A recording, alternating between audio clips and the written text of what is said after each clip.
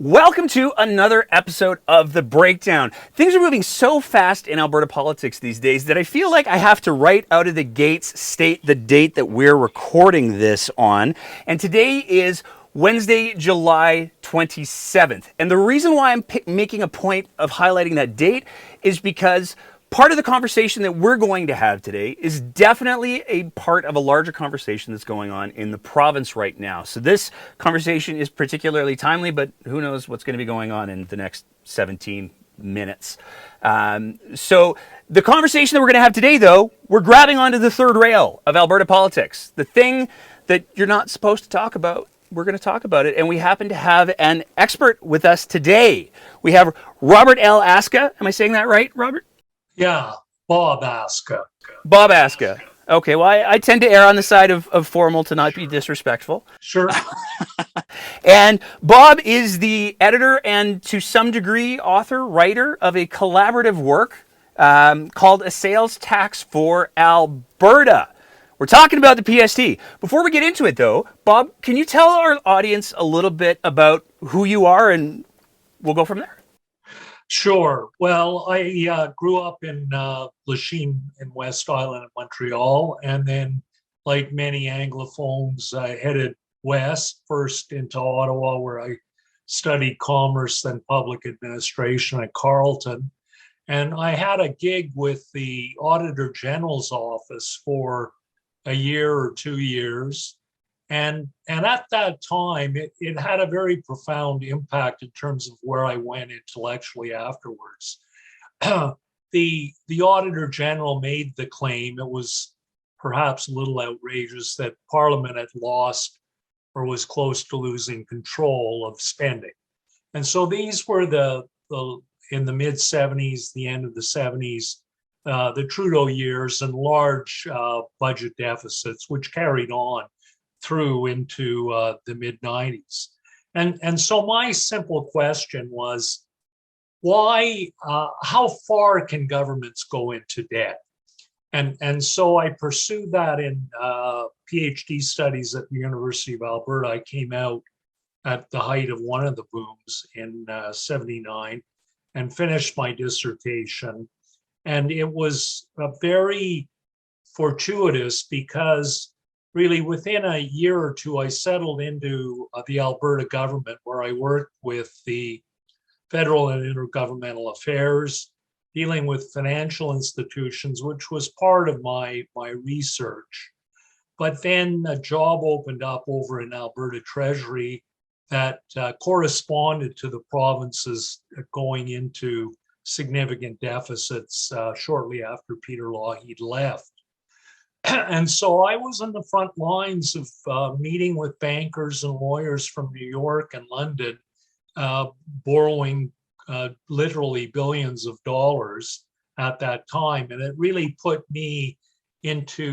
me a sense of that dynamic between the government and credit rating agencies in the investment community, and the real power that financial markets, capital markets have over governments in terms of the extent to which they can do certain things that the markets might not necessarily, might frown on. In other words, they raise taxes and they serve corporations, mainly these investment banks, and they would like higher profits, higher share prices, and so on. So after working with Alberta Treasury, I had worked on quite a few changes to financial institutions legislation. And that was also a very exciting time at Alberta Treasury, where the principal group failed throughout the 80s. You had dollar deals on houses. People were literally walking away from their houses. Things were very grim. The price of oil was around as low as $7 and so on. And these financial institutions, including credit unions, collapsed, and the government came in to a certain extent to bail them out. And so in my involvement there was to try to clean up and modernize the financial institutions legislation. And so going into the 90s, I had been working on amendments to the Treasury Branches Act. And you might recall, some of your listeners, that the West Edmonton Mall was given a massive loan guarantee, and that was shrouded in a lot of political controversy, and there was litigation afterwards. And I had said to people in Treasury, I've done all this making regulations and laws, but I've never worked in a financial institution. So I ended up working there as an executive for 13 years. And the first job was really to create ATB as a Crown corporation. So that carried on. And then I had my final gig was director of the Institute for Public Economics at the University of Alberta. And that was able again to marry my interest in public finance with a range of issues. And I was able to get involved in a conference which we called Boom and Bust Again, and a book came out on that a few years later, underlying really the vulnerability of the province to and the province's finances to the boom and bust conditions. So after I retired, I was a fellow and did research at the Institute for a number of years. And then more recently, it joined Parkland as a research fellow and authored several reports dealing with ATB, dealing with the Alberta Investment Management Corporation, and also with Trevor Harrison and Richard Mueller on the McKinnon Blue Ribbon report.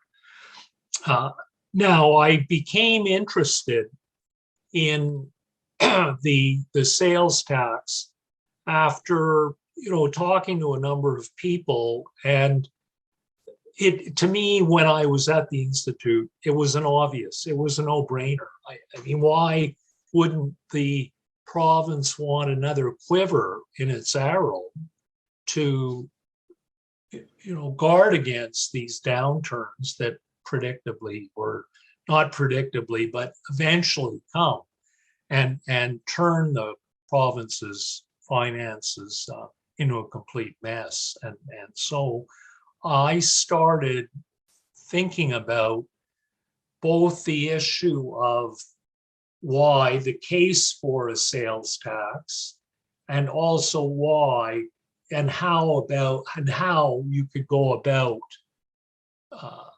selling this thing politically to the public, which, as you say, it's a third rail.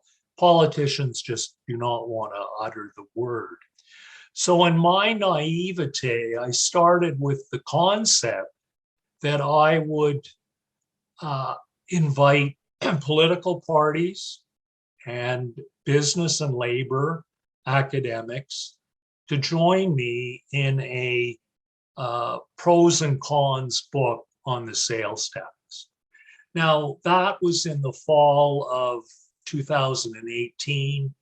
I naively, the election was coming up, thought, oh, let's get it in the hands of the public before I think it was a May election in May of 2019 or April of 2019. Needless to say, labor did not want to talk about it, nor business groups. And needless to say, political parties of all stripes, other than the Liberals, which actually did get back to me, did not want to touch it with a 10-foot pole. So then the project really morphed into, I had identified with help from people at Athabasca University Press as the publisher, and then I made a submission to them. And at that time, I gathered some names of people, which we'll get to, I think, later on, who would be able to contribute for a case. So we didn't take the pros and cons, we decided we'd make the case as to why a sales tax was necessary, and then to talk a little bit about how. So that's how the book came together. And I had the opportunity to talk to a number of, very eminent people in the field of public finance and taxation, including a long interview I did with the former Deputy Treasurer Al O'Brien, interviews with Robert Badia, who was the Deputy Finance Minister, the former Governor of the Bank of Canada, David Dodge.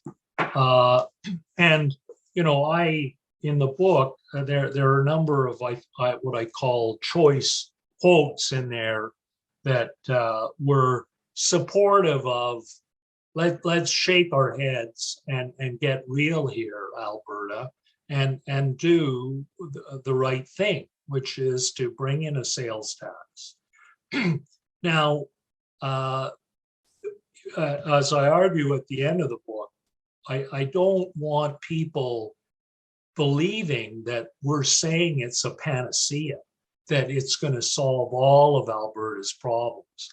I mean, as the book points out, a big fundamental issue with Alberta today is its over-reliance on energy and where we're going in a carbon-constrained world, and the environmental liabilities that go along, especially the tailings ponds, but the scores of companies that just ignore, and the regulators seemingly oblivious, not doing anything to remedy the situation and to basically force the companies to do what they're legally required to do.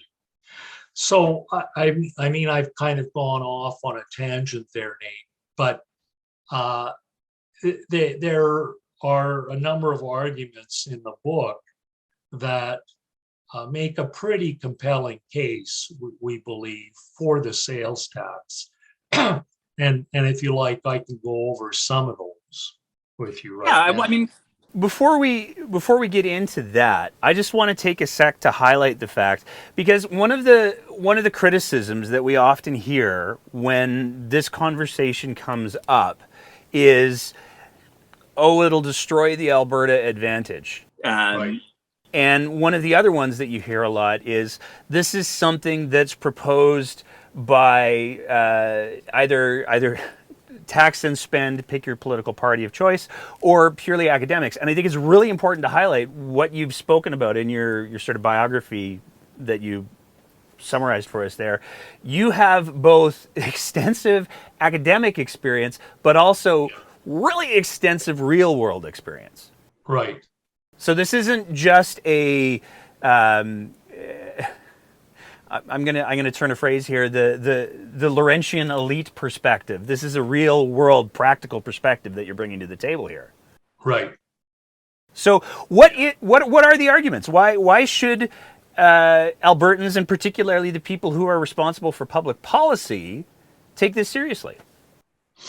Well, one of the compelling arguments, Nate, is that and a chapter here by Orgidi Ferretti compares the variability or the volatility of a sales tax against some of the major sources of revenue that Alberta has today.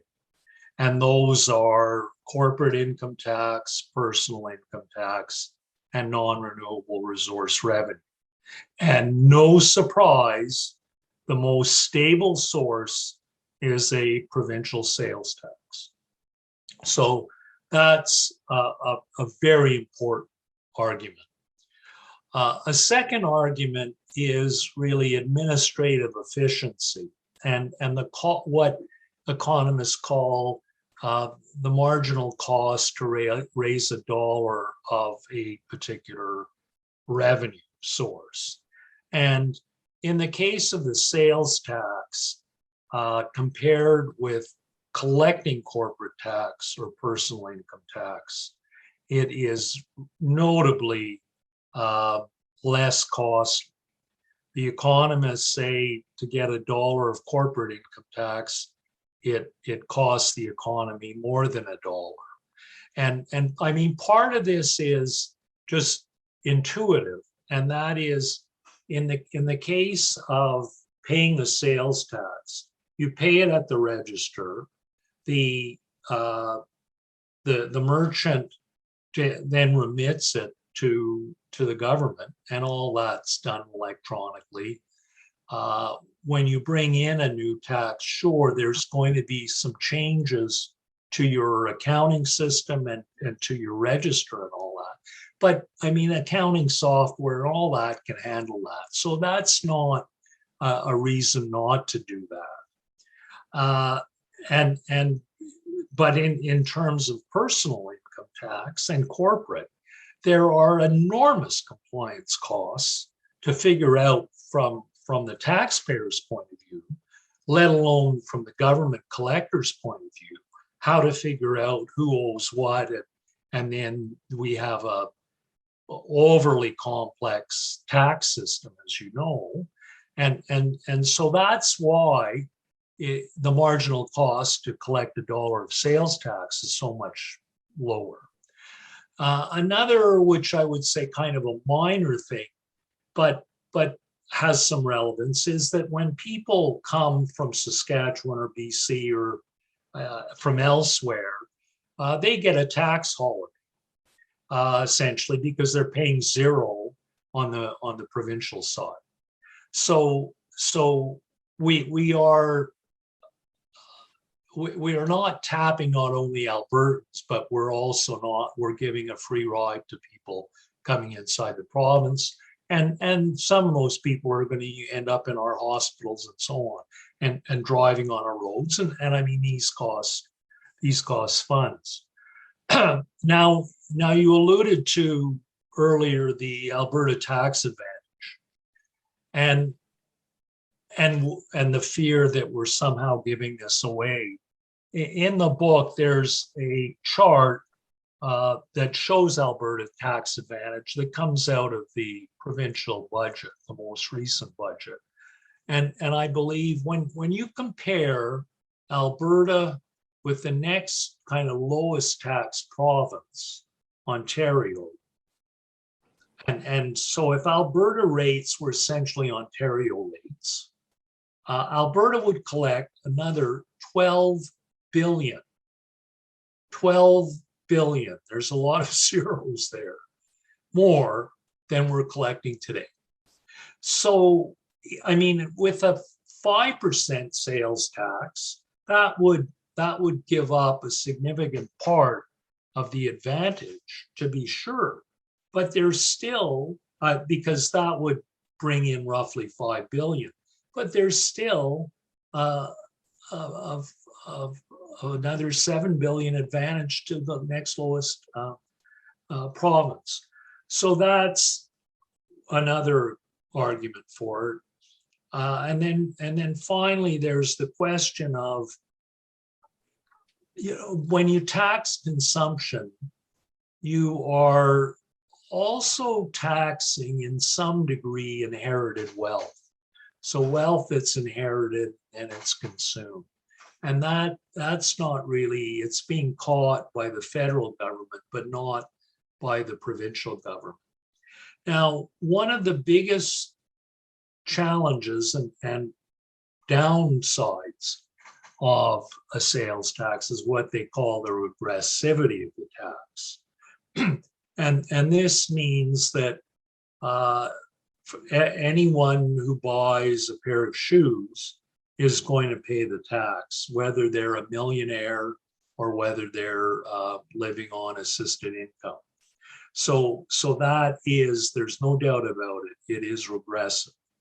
There are a number of credits and tweaks you could make to the tax system, and we already have the GST tax credit that will assist people at the lower end of the income scale. Now, that again is not a full solution, and it brings in a question of really rethinking not only the complex tax system, but moving towards a comprehensive minimum basic annual income, which a number of economists are talking about. So those, I think, together are pretty compelling reasons that the government and politicians should at least talk about it. Now, we can maybe talk about why they don't want to talk about it at some point in the show. Yeah, I'd like to. I just want to make sure that I've sort of understood what you've said so far, and please correct me if I'm wrong, because I do that a lot. The biggest arguments that you've presented so far for a sales tax are that it provides significantly more revenue stability for the province to deliver the services that the province delivers to the people of Alberta. It has a higher return effectively a higher return on investment as opposed to other types of taxes, other revenue streams that the government can collect. Yeah, it's less costly, sorry to interrupt, less costly to collect. Okay.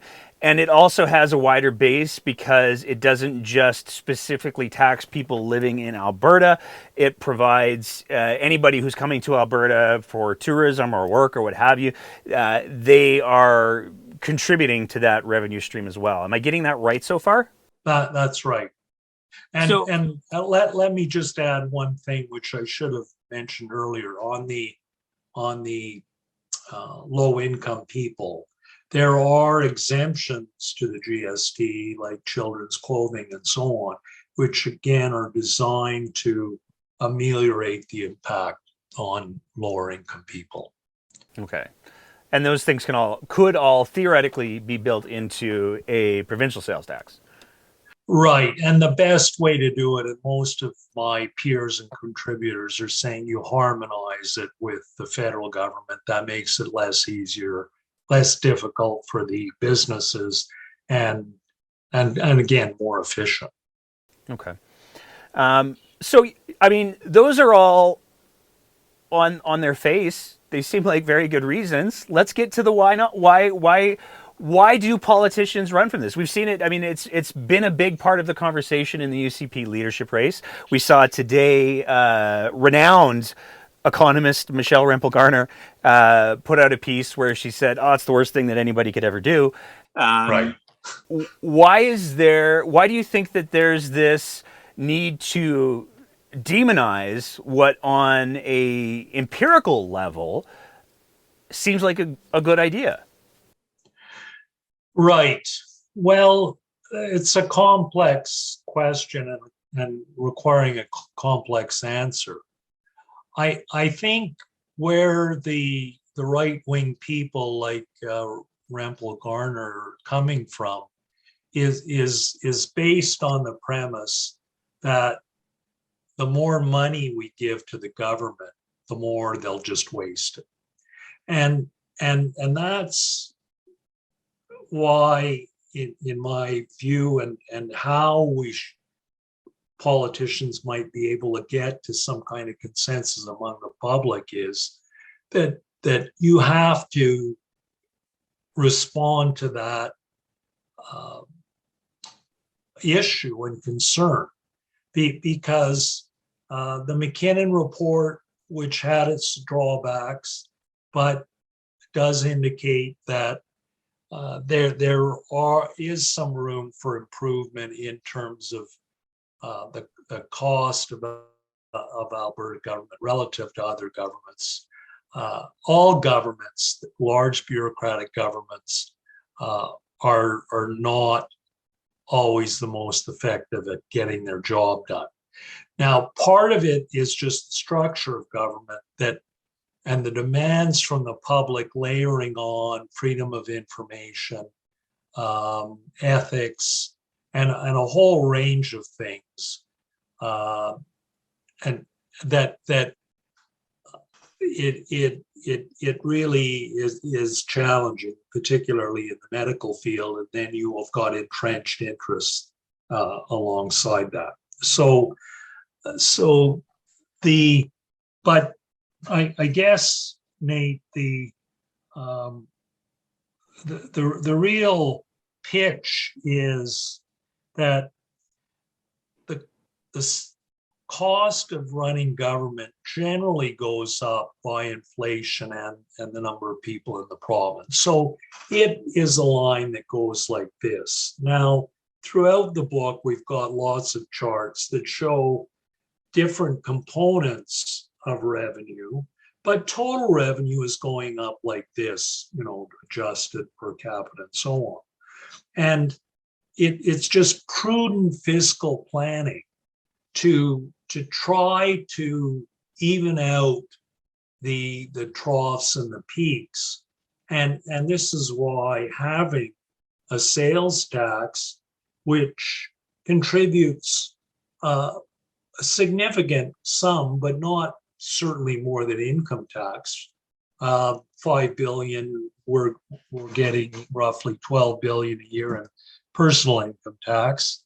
But again, it provides a base, and it provides some security for institutions like schools and universities, hospitals, that every 10 or 20 years, there won't be a government that comes in that says we've got to cut. So again, it's trying to balance that, I'd say, misinformation that government can't do anything right and government's the problem, which was heard throughout the Klein years, with just looking at the broad picture of Alberta finances. And it's not just expenditure, it's revenue and also savings because of the windfalls we have and how to steward that kind of thing. So, to come back to part of the thrust of the critique of this, and Elizabeth Smythe in her chapter talks about, the strength of the neoliberal agenda, which grew out of Thatcher and Reagan, and a critique by people that felt they saw the high marginal rates of taxation, and the argument, which I have some degree of sympathy for, is as you raise marginal rates, the appetite to invest or to work more diminishes, and so that has been used though as a tool to kind of drive taxes to very, very low levels. And Alberta's a unique case because it relies very, very heavily on foreign capital that flows into the energy industry. And a lot of the policies that Mr. Kenney and company have promoted since they've come into office is just reinforcing that dependence on pumping oil and bitumen out of the ground, out of the province, but not creating a lot of long-lasting jobs for the population, and clearly making the province ever more dependent on that non-renewable resource revenue.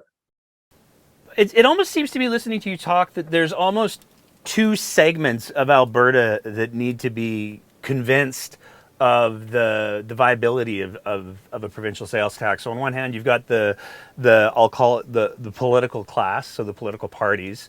I always find it wildly entertaining when certain political parties say, "Oh, we could never have a sales tax. Government's too wasteful." And you take a look, and with the exception of 4 years, over the last several decades, it's really been one party that's largely been in control. So what are you saying about yourself there, political parties? But the other piece, and I think that this is becoming increasingly more relevant these days, is you also have to convince the public. And I think that one of the problems that we're having in the province right now is there's a growing segment of the population that looks at government, period, regardless of who the party is, and goes, You're all crooked. I don't trust you for anything. How do you? So I guess it seems to me there's almost two different strategies there that are needed, and I'm curious which one you think needs to come first, and what do those strategies look like?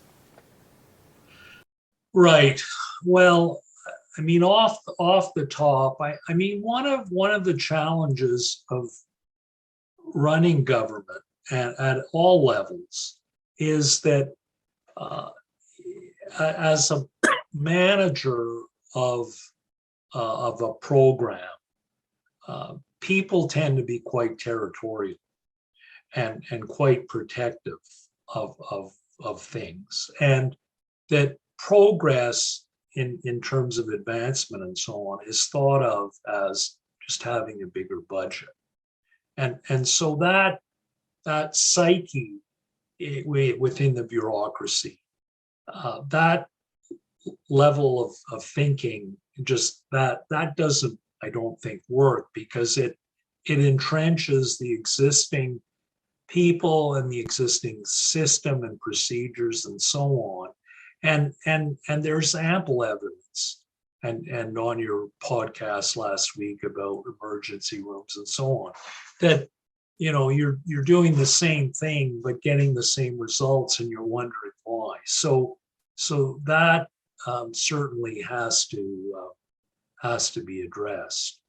Uh, what we talk about in the first chapter, it provides the history in the book of the sales tax in Alberta.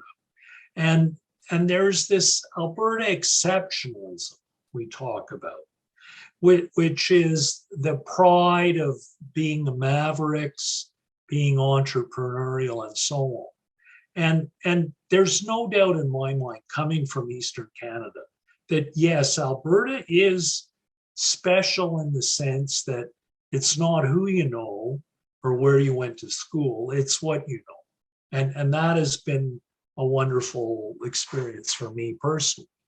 Um, but I mean, again, that only goes so far in uh, in developing economies. And as I said, I referred to the issue of the uh, dependence on foreign capital.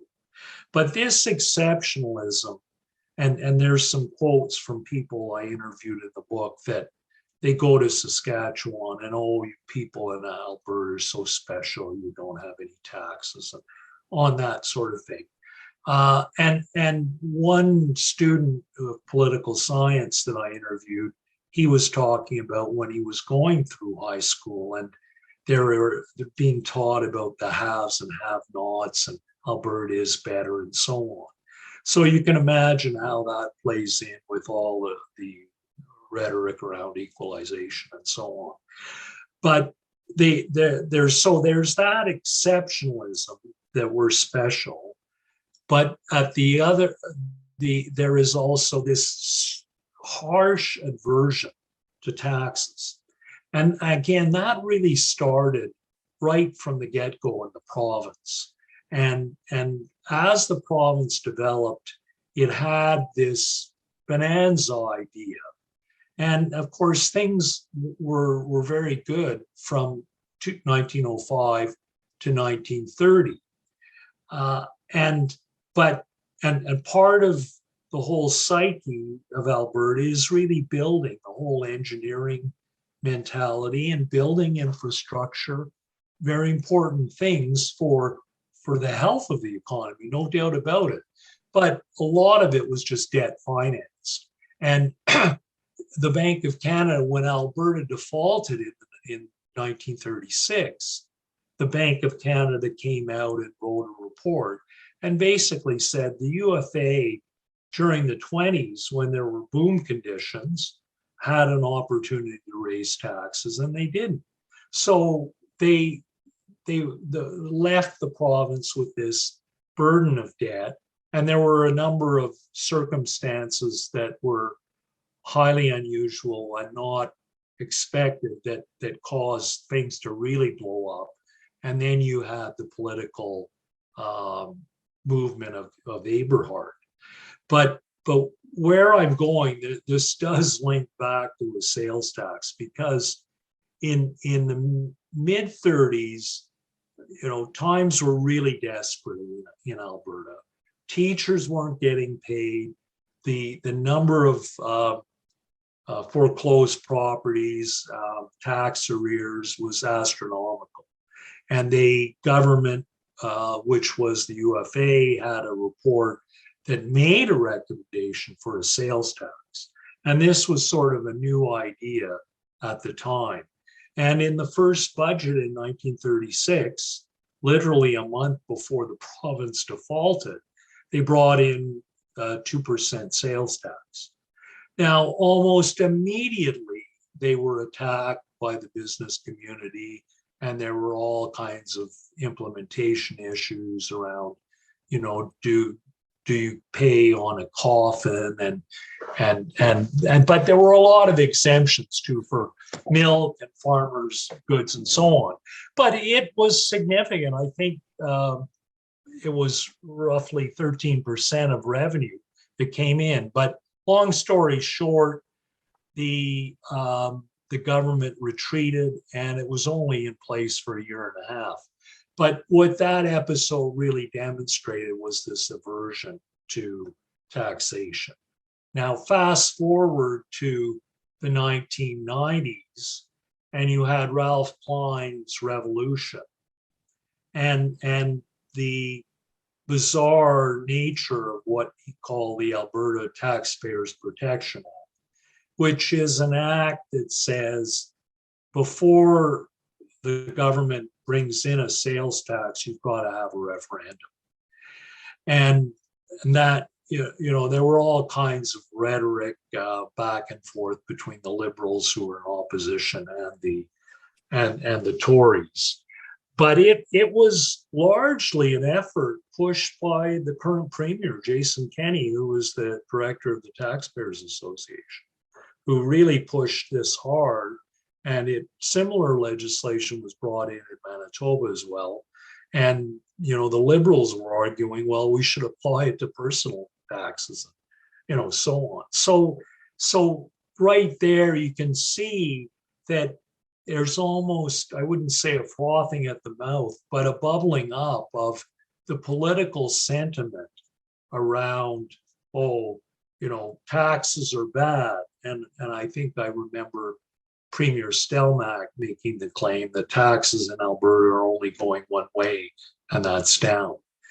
Now, I think those kind of things are a disservice to the public because, politicians also, and it's not just New Democrats, but it's UCP people and conservative politicians, they make a lot of promises. And what I think the political front benches as well as the back benches don't appreciate is, sure, it's wonderful to have these programs and deliver services. Now, some of them are boondoggles, some of them are just politically motivated opportunistically. But my question has always been, how do you pay for it, right? How do you finance it? There's, two sides to this. And Al O'Brien, former deputy treasurer, he talked in his interview about that there really isn't time for a premier, let alone a finance minister, in 4 years to kind of think through how do we put this in. That there's always other things that come as priorities. So these are the kinds of challenges that I think people like myself, we need to be very cognizant of, just the practicalities of it. But that said, I think that there is some degree of hypocrisy in politicians saying, and Daniel Smith is an example here. I mean, she claimed she was musing about a column she wrote 2 years ago where she said, yeah, time for the tax, $5 billion. No, you won't like it. and now she's distancing it, and now it's become political theater and football. But again, what the book does is, I think, very well. It builds a case, and it gives a good summary of the history of the province and some of the political culture forces that are going on, as well as the economic and financial logic. So, I mean, I got to ask, have you, because it seems like the biggest piece that's missing, ultimately, it's going to be the responsibility of the political class to get the public on board one way or the other, and how they go about doing that is probably going to vary a little bit between, you know, party and leader, but it's ultimately going to take the political class to realize this is a thing they should probably do. Have you sent copies of the book to all of the political leaders in Alberta?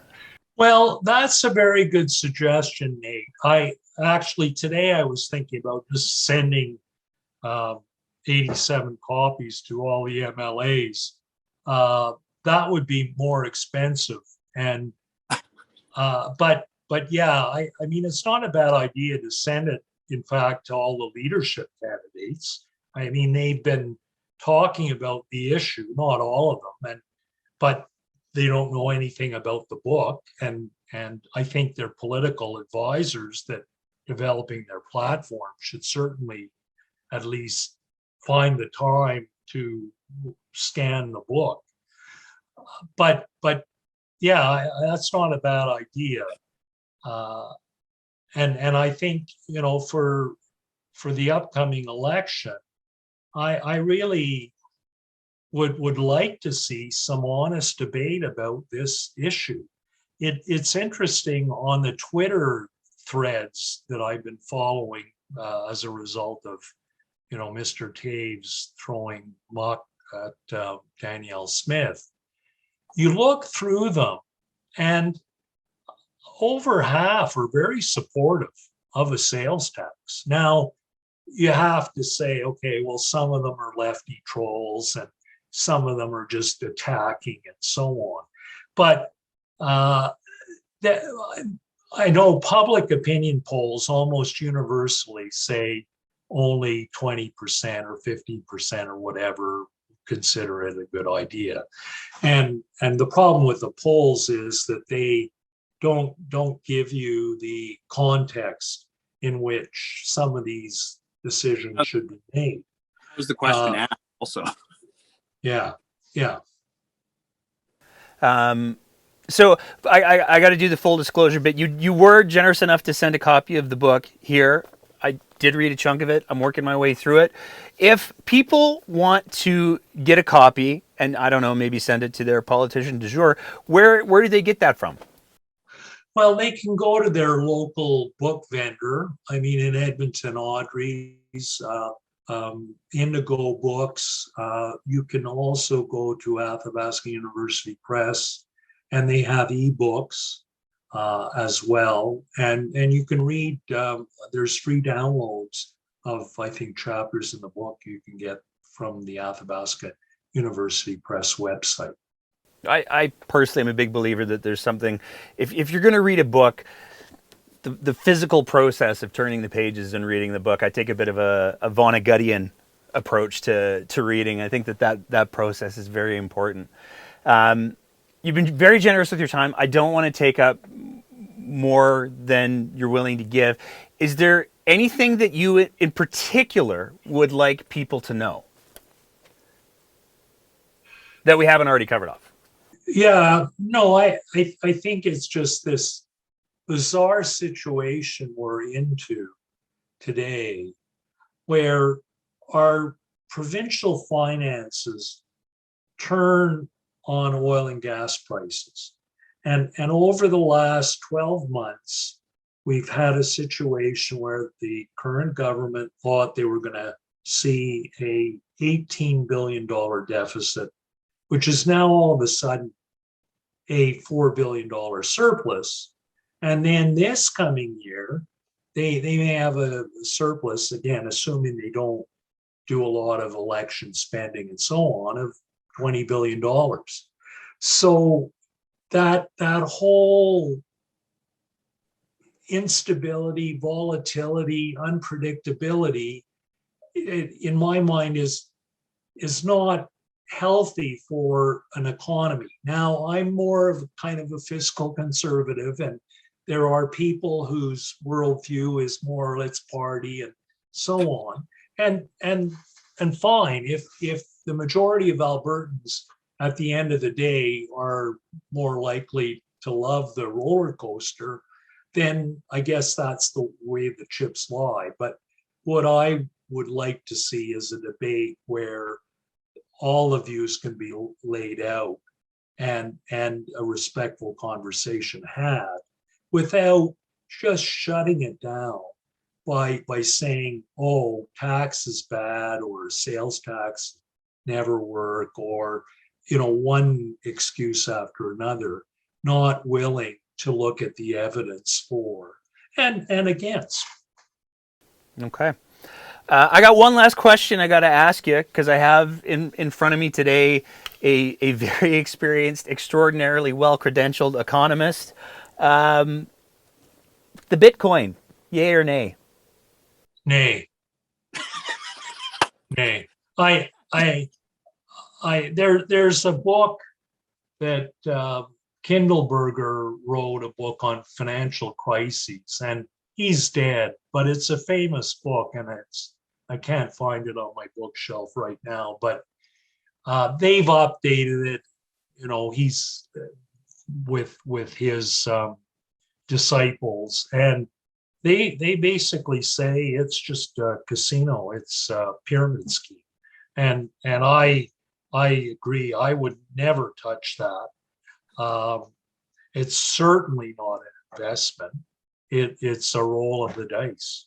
Okay. Yeah, that's kind of my impression, but I always like to ask people who know way more and who are way more qualified than I am to tell me if my opinions are completely out of line or if they're in line.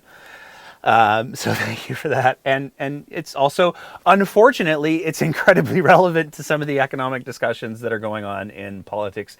Well, in Alberta too, because apparently they're facilitating this, thinking it's a great thing. The mining consumes so much energy. I can't understand what they're trying to do, and other than seems to me a speculative mania, like the tulip mania. Awesome. Thank you so much for your time, Bob. Oh, you're welcome. If people want to, you've got the book out, and like I said, from what I've read, I would wholeheartedly recommend it. But if people, you did say you were on the Twitter machine. Where do people find you if they want to follow you on Twitter? I don't know. I think it's Bob Ascah, whatever. I'm really not that well versed. But what I will do is put in a plug. I have my own blog, which is AbPolyCon. So Alberta Political Economy, ABPOLECON.ca. And I look at public finance, I look at politics, and in a critical way, but in a way where I go into certain subjects in a fair bit of depth. It can be a little technical, but it's for me, it's kind of a public service. I like doing that. I'm retired now, and it keeps me active. And there are a lot of issues, and this book too. I do care a lot about Alberta. I don't want us, we keep going through the same movie, every decade or two. And like, why do we do it? I don't have an answer for that. Neither do I. Well, I will make sure that we put a link to your blog in the show notes. And thank you so much again for taking the time to have this conversation and to talk about your book. It's been a real pleasure, Nate. Thank you. As always, if you appreciate the kind of content that we're trying to produce here at The Breakdown, we would love it if you swung by our Patreon page at www.patreon.com/thebreakdownab and signed up for a small monthly sponsorship of the work that we're trying to do here. It is because of the support that we receive from our Patreon sponsors that we're able to continually up our game, and it is tremendously appreciated. So I want to throw a big thank you out to them, and you can go ahead and visit that website and join and support us as well, because we need all the help we can get. Thank you so much for your attention. Thank you so much for listening and being part of these important conversations. And we will see you next time on The Breakdown.